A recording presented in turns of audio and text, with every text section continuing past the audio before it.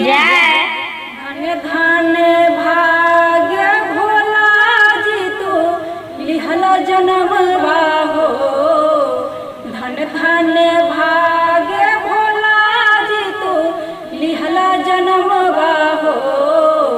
भोला जी उतरल सबके अंगन माँ गगनवा के चनवा हो।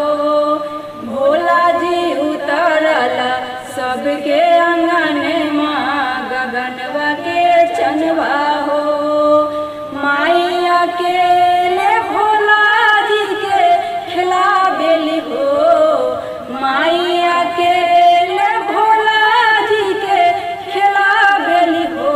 भोला तोहरा के अचरा में भरे के सुहर बासुना बेली हो। भोला जी तोहरा के अचरा में भरे के सुहर बासुना बेली हो।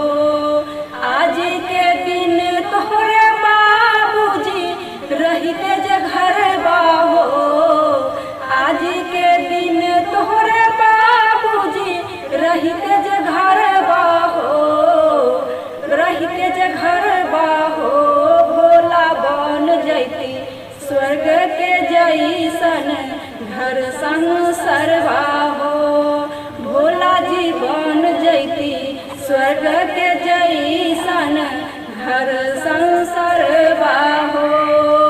भोला जी बर होके करी उजागर कुल के तू नमवा हो। भोला जी बर होके करी उजागर कुल के तू नमवा हो। धन धन भाग्य भोला जी तू लिहला जन्म बाहो। धन धन भाग्य भोला जी तू लिहला जन्म बाहो।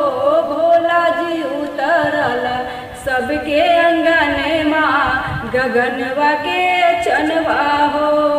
धन धन भाग्य भोला जी तू दिहला दर्शन बाहो। धन धन भाग्य भोला जी तू दिहला दर्शन बाहो। भोला जी उतरल सबके अंगन माँ गगनवा के चनवा हो।